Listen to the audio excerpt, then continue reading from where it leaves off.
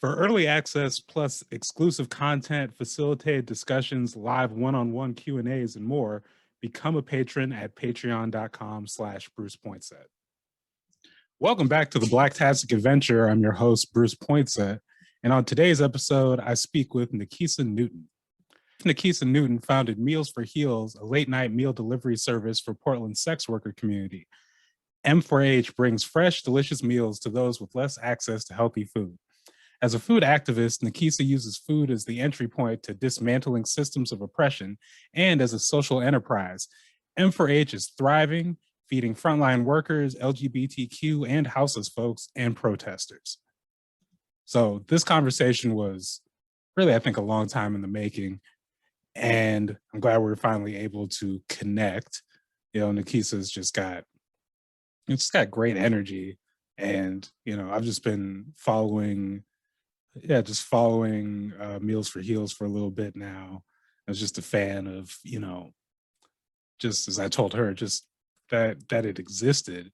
And then I finally got the chance to try it out at My People's Market event maybe a couple of years ago. And, that just kind of sealed it. So anyways, Nikeisah's, I guess you would call her a foodie, but, again, just a great personality, and I think you're really going to enjoy this conversation. Check it out. Yep. Yeah, Nikeisah, thank you again for coming on the Blacktastic Adventure today. How are you doing? Me, I'm happy. I'm grateful every day. Am I feeling a little tired? Am I feeling all the hats that I'm wearing? Yes, but I wouldn't have any other way, Bruce. Mm-hmm. Well, I know you just opened up a new pop-up window, so first off, congrats on that. Thank you. It's a lot of hard work. I never even thought Meals for Heels would get to something like this. And I think the best part is that it feels like a good fit working with EcoTrust, having someone like that kind of large and has a big mark or known in Portland, Oregon. So that feels good to have a partnership with them. And it's just a bigger role, bigger responsibility, but I accept the challenge. Yeah, I mean, it's awesome. I remember because I first heard about Meals for Heels on, let's say, like IG maybe a few years ago. Yeah. And it's like, I was just at first, it's like, oh my God, I'm a fan of just like this existing, like, right.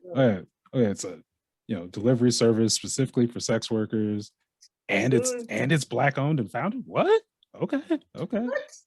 And then, and then it's like, following you, it's like, oh wow, it's just like you're just using your platform not just for like promoting the food, but then also just for like all kinds of advocacy and kind of like showing you can do both. Yeah, and what's funny is I was told in the beginning, but it kind of went on its own thing, but to kind of keep politics and all that stuff separate. But like I said, I do have a little platform, a little box to speak on. So, and also it's just a reflection of the work that I do. I don't want to act like I'm always volunteering. I'm always working with all these groups, but my track record shows in the last 2 years, like I've definitely worked with so many resilience groups and organizations and mutual aid groups here in Portland. So it's pretty incredible.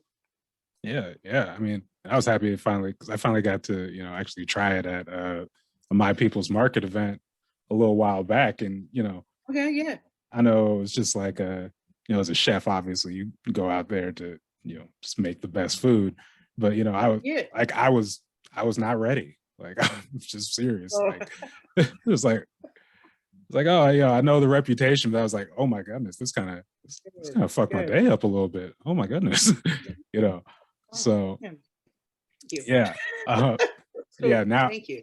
So now to move on to like I said, you got to pop up out for the world now. So that's, like I said, it's fun watching just from the outside, just fun watching the journey and the growth. So. Thank you. That's very humbling. Speechless, little lots of words, very speechless. That hits my heart. So thank you. It's incredible to hear that. Very much. Yeah. Oh man. Yeah, so before we get to, because I know you've told the Meals for Heels origin story a bunch, and I'll have you repeat it. But before we get there, though, you're originally from North Dakota. I moved here. I moved to Portland from North Dakota. I was born at the claim, the great state of California. I call myself a California queen. I only lived there for a couple of years, I'll be honest with you. But I also Mm. lived in Japan, Portugal, Arizona, North Dakota, Portland, and North Carolina for 6 months. Wow. Yeah. So how does you just talk about like being, living in so many different places, like how Yeah. that I guess kind of like influences just how you move through Portland and sort of Oregon. Yeah, one of the big things is I was in Japan right before I went to North Dakota, and my dad was Air Force, so on the base was like I had the multi-culti eclectic mix of friends, like every mixture, every other background, and we had the best time. And also when you're on base, there's a huge sense of security. You know what I mean? So having that, and then we moved to another base in North Dakota, and just like a culture shock for some people seeing like black people, or this first Hmm. time I had a quote unquote black friend in my house, it was a culture shock for me on the other side. I didn't even understand it. I like to say it helped make me who I am today. There's some people I still keep in contact with, no matter what their background is. I have a lot more, I'd say, indigenous friends back home as well. I think it just there's different, I think my blackness, like where I was in my blackness and being a black person definitely changed. And being kind of like a child in Japan to when you're a teen in North Dakota to leaving as an adult and then coming to Portland as well. One example is my name's Nikeisah. That was the name I was given from birth. But in North Dakota, it's always like one, they pronounce it wrong, which I can understand no matter where you're at. But two, it's usually followed up with, do you have a nickname? Like Nikki is a nickname. And I will say, Portland is, since I've been here for about 13 years, no one's ever, I don't think ever has asked me, is there a nickname? They either mispronounce it, which is fine again, but then, they just try to learn how to pronounce it. There's not like, oh, do you have a nickname, a shorter name? You know what I mean? And that's one thing I noticed too. And I obviously I like that, prefer that better. But the other thing about it too is sometimes, when people move from their small towns, maybe like, oh, they go by a different name. Maybe they're trying to leave something in the past, or maybe they're trying to recreate themselves. And I wasn't trying to recreate myself. I was just trying to be Nikeisah. That was it. So, yeah, North Dakota, Portland, crazy little places, but here we are. And what brought you to Portland? What brought me to Portland? Actually, I worked for FedEx at the time. A bunch of friends from North Dakota moved out here, like 9 people at different times. My best friend moved out here. She had a job. She got transferred out. So, and I got in trouble with the law back then in North Dakota. So once I was done being on getting out probation, I just kind of followed my friends out here. So, and I worked at, like I said, I worked at FedEx, and they were able to transfer me. So I had a part-time job and I had a place to live. So I went with it. Oh, that makes sense. Yeah. Yeah.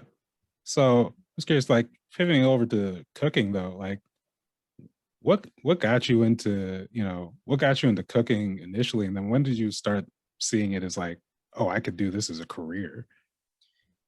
I think cooking. I think just my family, my upbringing, the travels and what we ate in different places, taking in those cultures, my family's culture. Going to cookouts or family reunions, seeing what everybody eats. In Georgia compared to my dad's family in New Jersey. Having both my parents that cooked. Sunday dinner was a thing. I think just also me and my brother at one point when we were teens, we wake and bake, and then we like make food together. Also, I'd say one of the biggest influences was when I was in Japan. When we lived on base, we only had like 3 channels that were in English, and the rest were in Japanese. So I remember watching cooking shows as a kid, and then I remember watching in Japanese, but then watching cooking shows on basically like the public access station. So it was like Yan Can Cook, and it was Chef Ming, and it was Julia Child and Chef Poupon. So watching shows like that, and then just my own personal experience with food is kind of what got me into the culinary field. As a career, I think it all started with Meals for Heels. I honestly didn't see it as a career. I remember thinking that I would much rather, like, if I had a friend who owned the business, work under them. I never saw it as a career until the idea and the concept of Meals for Heels came into my head or my life, and it made sense. I mean, Portland, so many strip clubs. I mean, and like I say, strip clubs is one thing. That's 75 plus strip clubs, but there's sex work going on outside of the strip clubs. You know what I mean? In other avenues and other niches, and Portland is a spot for that too. And so you said the idea kind of like started with Meals for Heels, like, so you weren't Yeah. working in like a kitchen before that or I anything? was working in kitchens before, but I was fired and hired. I walked out on 420 for this one spot. I just wasn't getting, I obviously as a female, black female, gay black female, I was not, I don't think, given the opportunities as my white counterparts. I think, I don't know, either they're afraid or whatever the case may be, race, all the things. But I know I worked hard, I worked my ass off. And the last job, one of the last jobs, I actually really enjoyed being there. But, some personal things from the chef above me, things happened. I got fired. They asked me back 3 weeks later. I didn't come back. So that was like validating. But I didn't see that role, I guess, just being in a regular, regular kitchen. I just didn't see that. I didn't want that to be a career. I'm back in the kitchen now, but I didn't want to be the 40-year-old chef, and I am Mhm. now. But it's my baby, so I don't mind being the 40-year-old chef when it's my baby. Yeah, I mean, it's a little different when it's, Very different. it's your Very thing. different. I closed up a little bit early to be at this interview today. You know what I mean? And I can do that. You know what I'm saying? It's my business. So yeah. The flex, the flex. So yeah, like that kind of just transitions into like, saying like kind of like you surveyed the landscape and you're like, oh, this is kind of like an untapped market. But yeah, can you just, again, for Yeah.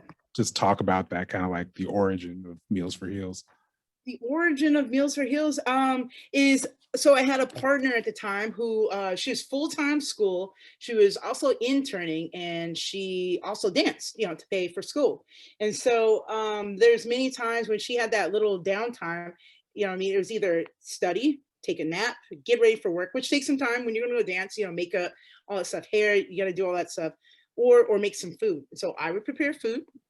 And then there's a couple of times where, she's in a rush. She's like, just bring it to the club. And so I brought her food from the club. I remember there's one time we FaceTime, and her coworkers were just pointing and like, girl, what are you eating? What is that? Ooh and on about what she was eating. And so she made the comment. The comment that always resonates in my head is, they would pay you for this. And I was like, all right, that's an idea. We broke up. I sat on the idea for probably like a year and a half. And then like the Phoenix rises again, I brought that idea back up, and I thought of a name, and I walked into my local MISO, the Micro Entrepreneur Services of Oregon, which focuses on people who are trying to start business or have business. So that's especially the BIPOC community. And they didn't frown at me. They didn't ask me to change the name. They didn't really question what sex work is. They thought it was a brilliant idea. And so that's what I did. I went for it. I was supposed to go to work.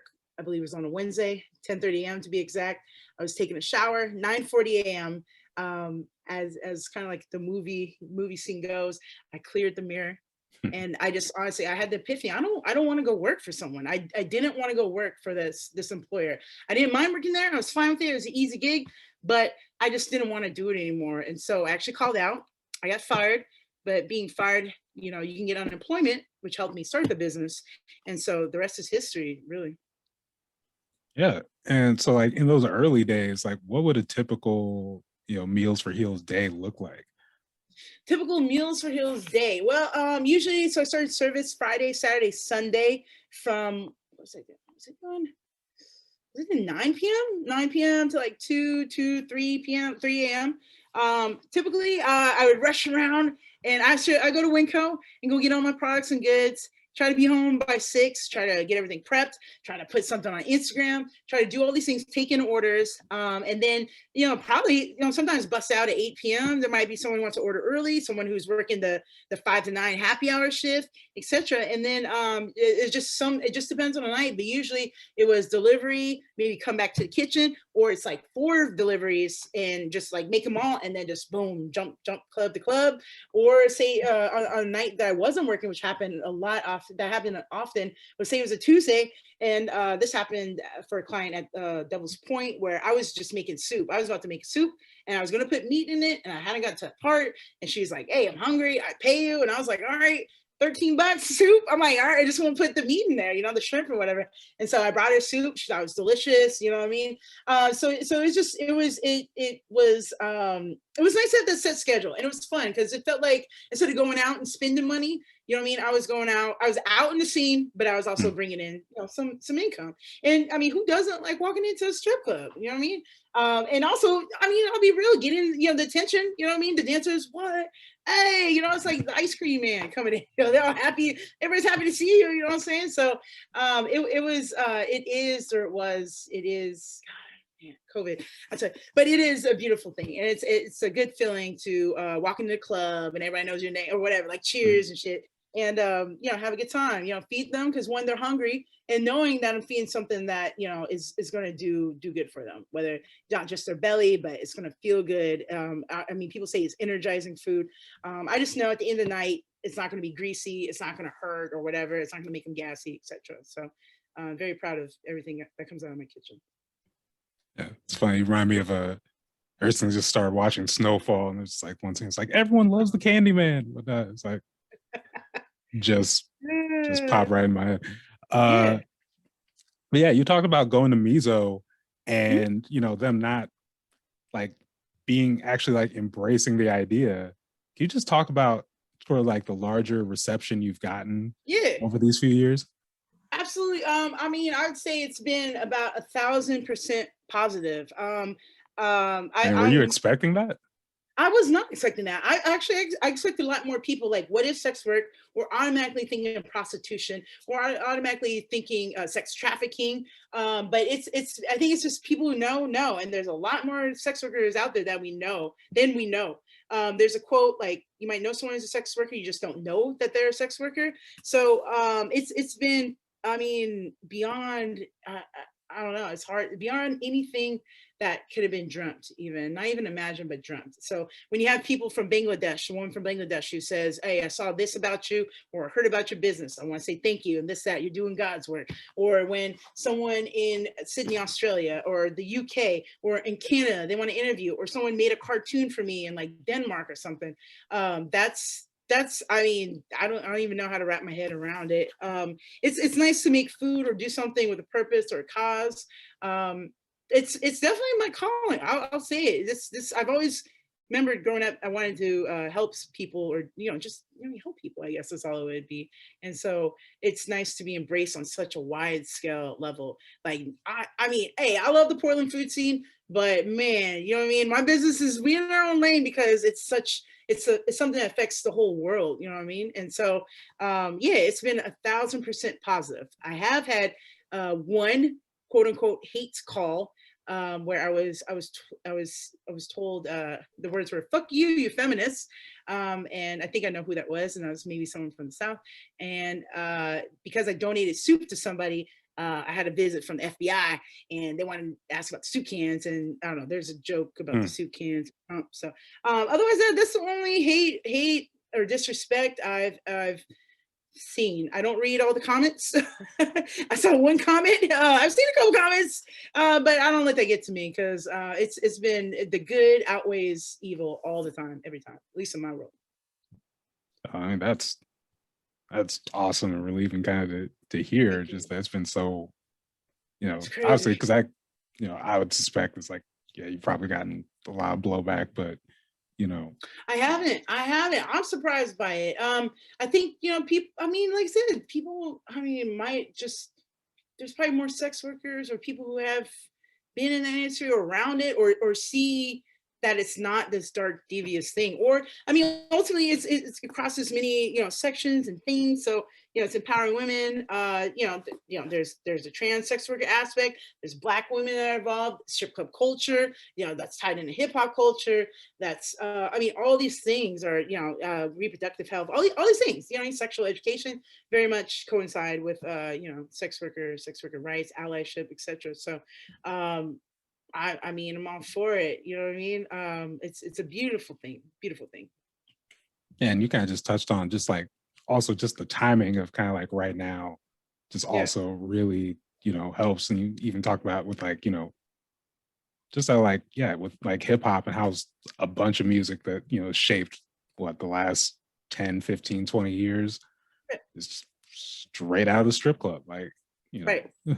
Yeah. So I mean, it still, prevails. So, there's so many. We did the Radical Exchange, which is like a Black food symposium that was held in New Orleans. We did a Zoom thing. I was invited to be a panelist, and they're talking just about the hospitality industry and the underlying current with sex work, et cetera, and that. And so, there's things I'm learning about that I didn't realize that sex work has a lot of, I guess, intersectionality with as well. mhm.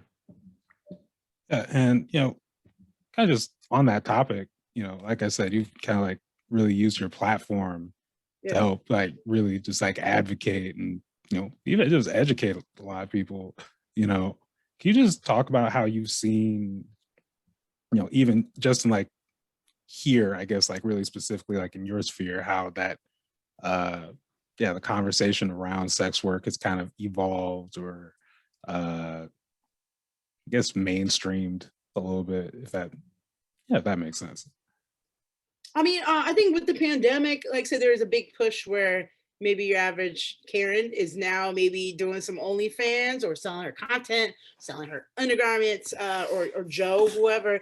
Um, yeah, I think some of the stigma has taken light of it, but also you don't want just people perpetrating the scene, just coming in to make a quick buck, and also it's a safety thing, not knowing how to screen your clientele, setting boundaries, etc. So again, I never want to speak for sex workers, but this is just from what the feedback I've gotten and things I've read and people I interact with. But yeah, I mean, I don't know if it's Portland or if it's the mainstream as well, but I mean, the whole sex work scene is very present, very very present in everyday, pop culture. Yeah, Mhm. so I'm just glad to be on the right side of it, and I just want to just be an ally, stand with them, stand beside them or behind them, and follow it to the front. Yeah, and it also kind of just like it's one of those issues that kind of like intersects, or I mean not intersects. I don't want to wrongly use the word intersectionality here, but like it's one of those issues that definitely, you know, there's just a lot of crossover with all Yeah, these other things, racism, homophobia, transphobia, go ahead. and you just yeah, we talked about it a little bit earlier, but you said like at an early age you really kind of felt like it's like a calling to like stand up for people and advocate for people. Can you just talk some more about sort of like, I guess, was there like an event or something that kind of brought that on, or was it just kind of like You something know, inherent in you?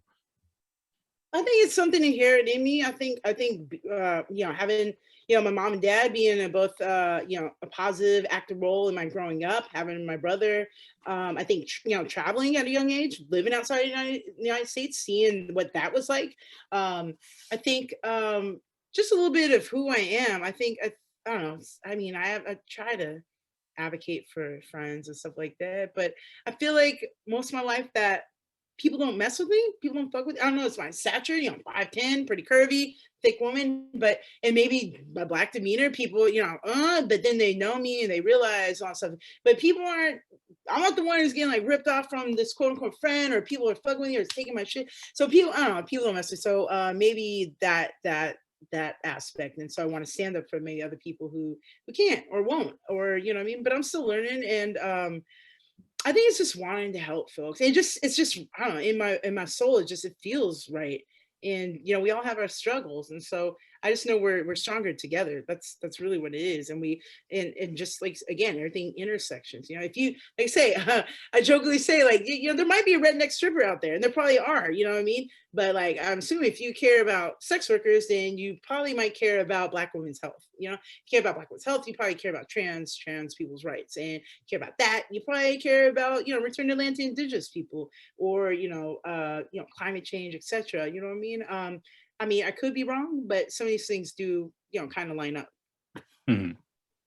Yeah, yeah, And and there are racist and transphobic strippers and stuff, sex workers actually out there. There absolutely are, of course. But um, I've seen only good from the Portland side. I know there are some troublesome people, but I've been surprised how many, especially obviously white females and males, that have done, they're putting in their work, whether they've been at marches or donated money, or they like they just been given a discount, they photography, they do photos with, BIPOC Black women, they advertise posts for them, etc. So it's a strong niche, and it's a quite a bond that they have, and they very much speak up. There's a lot of activism within that community as well. And you got, I feel like maybe it's just you're talking about earlier, just people don't really fuck with you like that, as far as I don't know, just like maybe, some like more like racist elements, just like they see the vibe and they're just like,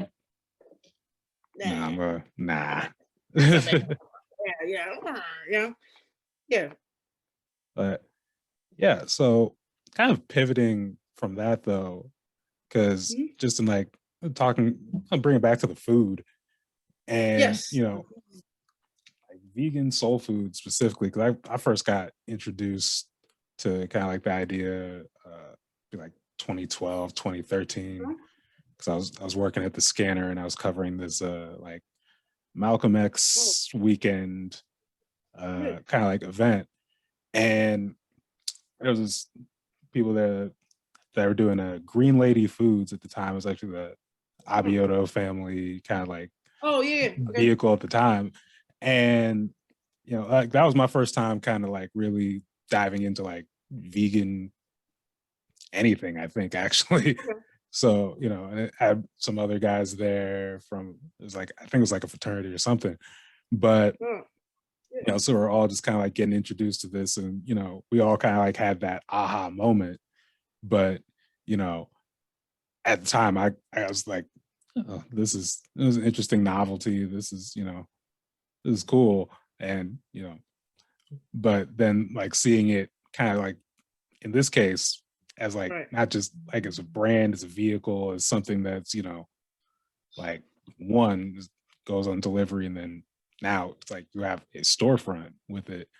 So I feel like, at least as someone who doesn't really know food, I would think like, oh, this would be kind of hard to like mass produce at a level like that, but I guess do I have a question around this, or I guess can you just like talk a little bit about just like absolutely. You know what, I will say personally, like I would say, now with my walk-up window, my spot, I would definitely take on that label as vegan soul food. I have collard greens, I have cornbread, both vegan, both gluten-free, obviously, on my menu, and a black eyed pea fritter as well, and chow chow, which are some traditional Southern delicacies and treats.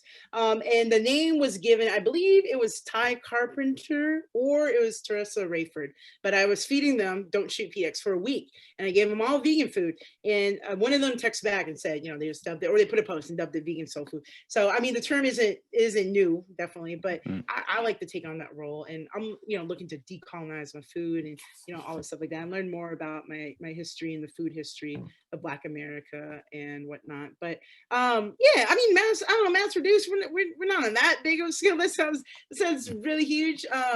Either way, either way, I've already set up connections and networks to get from Black farmers, purchase collard greens, whatever, tomatillos, whatever they're producing, as soon as Earth is ready, and it'll let us know. I'm looking forward to that, and building closer connections with local Black farmers and BIPOC farmers. Also, at the same space that I'm at now, the first and third Monday, I shouldn't say we, but our space hosts Come Through Market, which is a BIPOC farmers market. Attendance, the first one was through the roof. It was record breaking. Second one wasn't as busy, but it was kind of a cloudy, ugly day, but it was still, people are very much there. OPB was there to, get a part of that, record some of that. And that was amazing experience. And I see some of these other people at other events. We've been vending together, for me, at least, like the last year and a half now. And I don't know, it's a beautiful thing. There's something you feel when you see your community, when people that look like you, people, all over the map. It's not just farmers. You have Dwayne who's doing pottery. You have Nadim who's bringing his Turkish, his nomadic people's rugs to Portland and to the world. All the different farmers, tinctures, creators, artists. I think to have our own safe space is everything. I think at the age of 40, to feel what I feel and to be a part of this is it fills my soul, fills my heart. It's a beautiful thing, and I think it's just something that makes my life sweeter every day, and I get to grow and learn from it. You know, this right here, you can't see this cut. There's two pieces of like leaf and plant on here. You know what I mean? Because my Mhm. partner, she's part of the Come Through collective, and you know she's into plants and herbal medicine, stuff like that. So I like that aspect. So food, community, being proactive in our communities as well is an amazing thing. And there's a lot more people I'd say out there who have less that are doing so much more too. So as much praise as I get, I applaud those people as well. Yeah, like I just love what we're talking about as far as just like building communities, because it can be, you know, especially I haven't really, you know, been in Oregon all my life, but even Okay. in that context, yeah, I just Yeah. noticed how difficult it can be sometimes to like build community, especially in these like, or even like these micro communities around whether it's food, Right. whether it's business. But yeah, it's, you know, I'm always happy to hear when it's like, yeah, we've built this and we come here every whatever, and it's just, you know, like Yeah. you talk about warming your heart, like stuff like that warms my heart just from, you know. Yeah. And doesn't feel like competition. That's one thing I feel maybe because I'm in my own lane, but even not with just food, just with all the people, it doesn't. I mean, there's several farmers there, you know what I mean? So Mhm. it's not, it to me, I'm not a farmer, but it doesn't feel like it's any competitive. And you know, like they equate that with white supremacy, capitalism, etc., you know, people being exploited. But also, I mean, it's just not just being closer to your food and closer to your community. I mean, this is people's blood, sweat, and tears. You know what I mean? This is mom and pop shit. You know, it's not a big, you know, till or a big combine coming through and, you know, all this stuff like that. It's people's hard work and energy, you know, whatever it is, if it's the rugs or it's the pottery or it's the herbs and all stuff like that. And that it's also vulnerable when you're putting yourself out there like that as well. So it's amazing to see other Black and POC business owners and entrepreneurs as well. That's incredible because, you know, I mean, I wasn't, you know, seeing is believing. It really is. So to see those images, whether it's a Black doctor or a Mexican chiropractor, stuff like that, like we need to see our kids and stuff like that. Our community need to see that because we can be that. If we can actually see that those things are attainable, then I mean, absolutely is. You know, our limit is just us. It's like our thoughts. That's it. So yeah, I don't know. It's just it's a nice thing at this age. I feel like, you know, getting older and wiser to have this network resource, people fall back on, people will help me. I can contact and message Anthony from Nacho and be like A, B, and C. I can talk to Han from Kim Jong Grilling, you know, all this stuff like that, and people will help out when they can because they know what's up. You know, we're in it together. They know the struggle, getting our taxes done and trying to do this and employ people, etc. So Mm. yeah, it's amazing. It's amazing, and I didn't know that's where it was going to come with having this business. That you get a community, you get a support system that comes with it. Yeah, yeah. And you know, Yeah, you talked about like you first going to Mizo earlier. Were there any other yeah. like services or programs that you kind of like went to early on that kind of you know, helped, I guess, buttress yeah, Yeah. the project? I'd say it was Accelerate. They that was a program. They do, I think, kind of like the same thing, mentorship with businesses. I wasn't able to join their, they had specifically for Black women business owners. They had a cohort that they were doing. I just came off another mentorship program. So it was like summertime. I was like, I can't do this right now. But the fact that they even tailored it for Black women, you know what I mean? And they kept that in mind and they built it around that. I thought was incredible. Miso, I mean, was it is it the Mercado, Hacienda, the Mercado, those are kind of interchangeable. That's another, I think, same kind of entrepreneur people, Spanish speaking people, etc.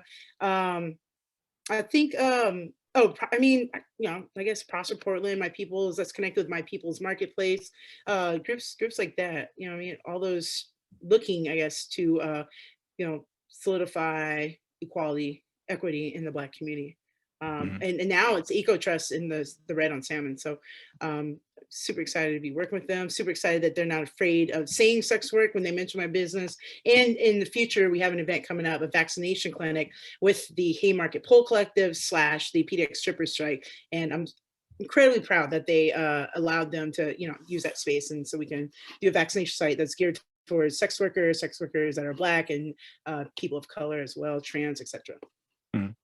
And you know, you mentioned there, you know, not being afraid to say sex work. And you don't have to name anyone, but if you had any experiences working with people where they have to be, and Nikeisah is a chef. No, I honestly I haven't, but let's just say if you had time and you Googled a certain publication that's very pro-feminist, pro-Black women, pro-queer, and that's based in Portland, and they're a national magazine.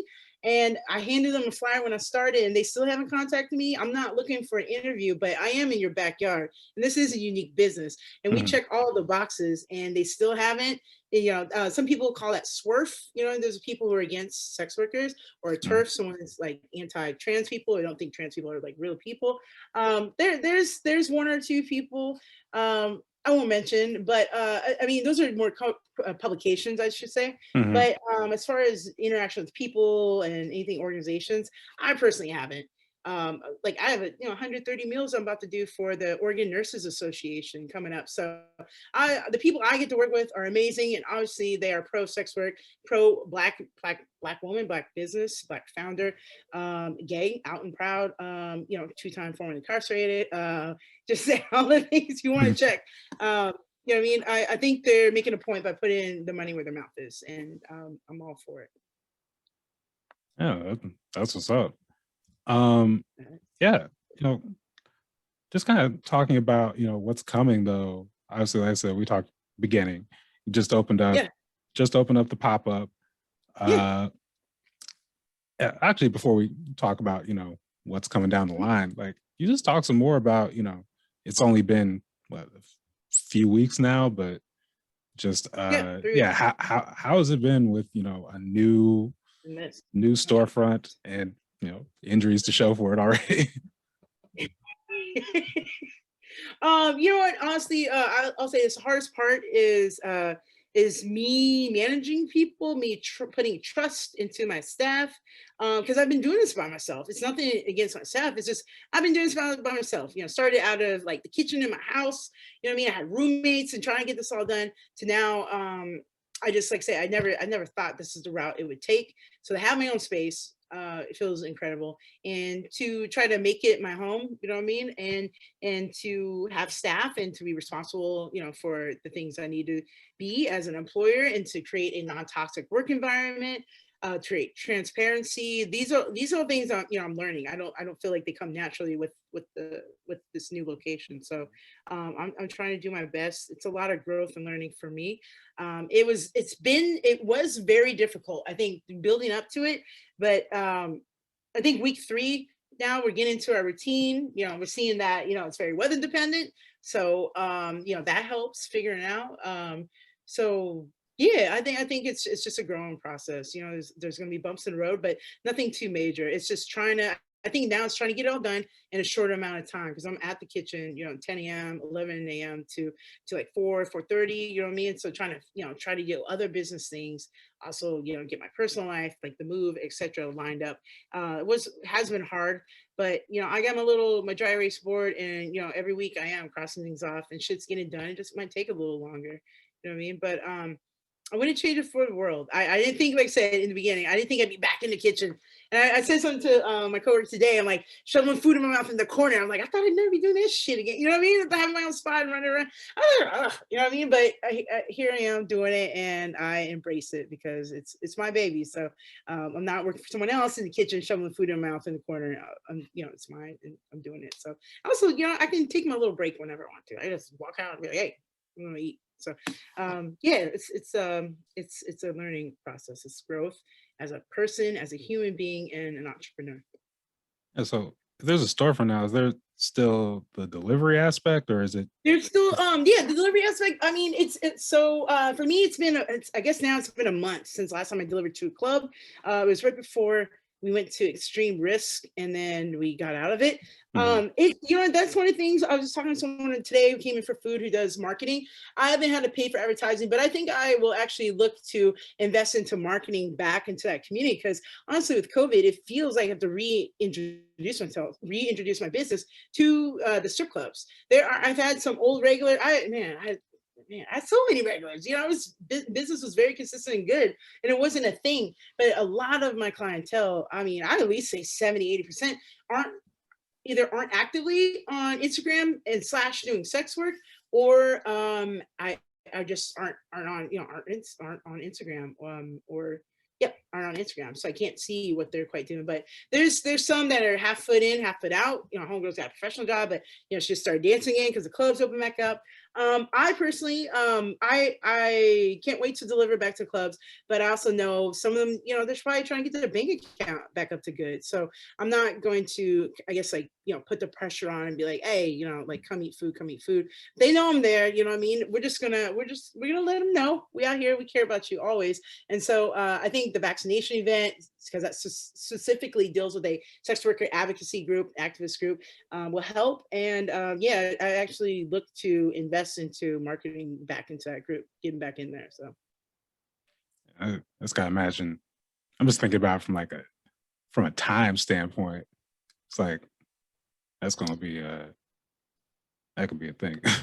yeah. I mean, it's you know, it hurts, you know, my heart a little bit, you know, to think about the rapport, the clientele that I built in, I guess, I mean, damn, that's the first year, January 25th to, you know, March 6th. That was one of the last catering gigs I did of 2020, you know what I mean? And to see that aspect kind of completely crumble. And now, but you know, catering, other things, other events, community events have picked up. But I mean, I miss that. There's nothing, like I said, like going to the club and bringing food and then leaving with some money in your pocket. You know what I mean? And you know, sometimes the dancer wants to buy me a shot, and we have a shot. Sometimes I watch them eat their food and tell them that looks delicious, and I'm hungry now. And that used to happen all the time too. Right before I was about to leave with the food, I look at it and it's like, damn, like they're gonna enjoy that. They're gonna enjoy that meal. So yeah, I look to invest back in that community, and it'll be great once that happens again. Yeah. So on that same note, like you just talk a little bit about sort of, you know, you talked about the event coming up with the PDX stripper strike, but Yeah, yeah, as far as like other things you have coming up, other yeah, events, places where if even if you're like speaking, doing workshops. yeah. You know, well, so hopefully there's supposed to be a chef series for Pride with a what is it, an alcohol company. They're based in Seattle though. That they've talked to us, but I think it got pushed back a little bit. But that was going to be I think it's going to be 4 local, I think BIPOC and or queer chefs. So I know Kiara, I believe, from Kitchen Killer. I was like, hey, you should reach out to her. She's a part of it. Tui from Mama Dudes, which is a vegan, I believe it's Vietnamese food that she does. That should be coming up. It's been put on, you know, pushback, but that's a chef series event where we're gonna, I guess there's gonna be kits that people can buy, and then there'll be a video. They can cook with us, something like that. So that's something I'm looking forward to. I just met up with Ian Morton, who is the new executive director at the Q Center. He's a gay Black male. I'm gonna do a Pride viewing party for them. That's 50 meals. What's it? The theater company? They're doing a shoot. I'm gonna work with them, deliver some meals to them. I had the 130 meals for the Oregon Nurses Association. I don't know what the event is that they're doing, but it's in Inner Northeast. So I'll feed them coming up. What else are we doing? We're doing like I said, the vaccination site with the Haymarket Pole Collective / PX Stripper Strike. Queer speed dating at Side Yard Farm. We always have come through on the first and third Monday. And then we also have at the Side Yard Farm, we have the Queer and BIPOC Farmers Market. I think right now that's it. Recently, Crystal Lagore from OPB did a piece on Meals for Hills and the Come Through Market that can be heard on All Things Considered. Let's see, Oregonian dropped the thing as well last week. We did an interview, spoke about Meals for Hills and the Come Through Market as well. Yeah, I think for now that kind of sums up Pridey things, community things, feed people, you know, kiss babies, wave hands, all stuff like that. Yeah. And I can't help but notice the hoodie. Do you also have merch for sale? You know what? You know what? I gotta work. So this is the dope thing about this and a couple other pieces I have. It's made by a former sex worker here in or she was here in Portland, but now she's out in New York City. And so she does clothing. She says it's Chicana street style meets skate style. And so we customize this Meals for Heels. I will get this hoodie. I've been asked about it a lot. and I kind of don't want other people to have the same thing. But the style, I get it. The style, maybe we'll make it in different colors. The style is amazing. I love it. I would like to definitely, when I find someone who can replicate, I will do it. Here in Portland. Right now, we just have the Meals for Meals baseball T-shirt that on the back says pro ho, pro science, pro trans, pro black. Those are available. You can DM me on Instagram because it's not hooked up yet through my website, which I will set up a merch site. But otherwise, yeah, that's just gift cards, T-shirts, stickers. Come eat food. Yeah. I guess we'll get into the swag aspects soon, but I'm keeping it simple for now. One thing at a time. I mean, it sounds like a lot to me. So yeah, it is. It's a lot. It's a lot, but you know what I mean? It's the best challenge ever.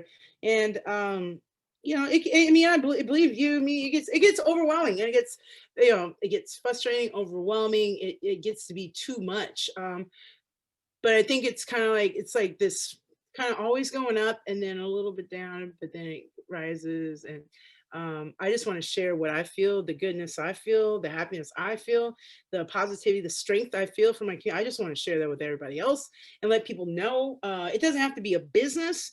It can be whatever your dreams or aspirations are. You know what I mean? And it doesn't have to be right now. The thing is, I'm 40 and I'm just tapping into my potential at 40. You know what I'm saying? There's no rush, 20 something, 30 something, even, I mean, 60 something, you know, something you passionate about or believe in. Do your research, and then surround yourself with other people. That's what happened with me. Like once I started the business going to miso, I ran into other Jessica White, Black lady, she does Just V natural products. I started running into homegirl, Andrea Wade from Honeybee, and blah, blah, blah. And hey, let's collaborate, let's talk, let's do this. And just so many doors that they never thought were going to be there opened up. And so it's an incredible thing. Surround yourself with those good people, opportunities. Please believe those opportunities will come. They'll line up. Just put in your work and know that there's resources to help there. There's network, there's resources, there's all these nonprofits or even low cost for-profits groups and agencies out there looking to help specifically Black, you know, business owners, women, etc. You know what I mean? There's whatever you're into, there's probably people who, you know, want to help and build that dream with you. So definitely go for it. You know what I mean? What else do you have to lose? Nothing. yeah, I mean, just not have those resources. So Yeah, just proactive. I mean, and also I didn't start this business like I don't have any, you know, business loans right now. I don't have a business credit card. I started this on $2,700. That was a tax return, and then was it 27? Oh, and then I had unemployment, but that wasn't, I mean, it wasn't shit. You know what I mean?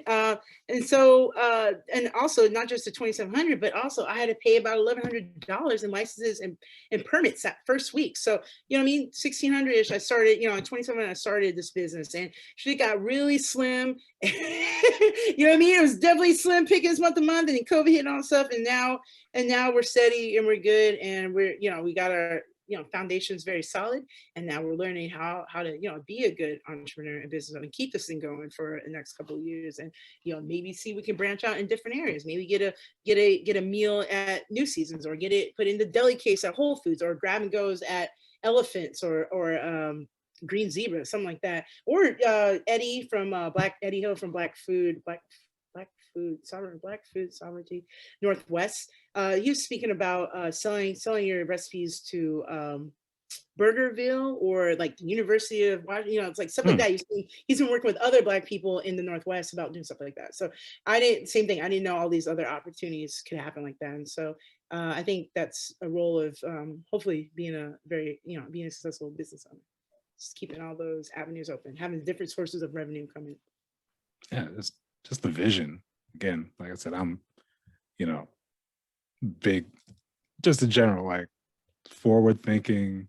Yeah. You know, actually looking at this and saying, you know, this is good now, but also, you know, where are the angles, where are the openings, where are the opportunities? Yeah. Like, I mean, I didn't believe me when I remember at miso. I'll let it be known. Carmen in Madrid. I remember talking to her, and I told her, no, I don't want to. She's like, oh, you're gonna be catering for 100 people. I'm like, no, I didn't want to do that. I just want to go deliver to the clubs. You know what I mean? That was it.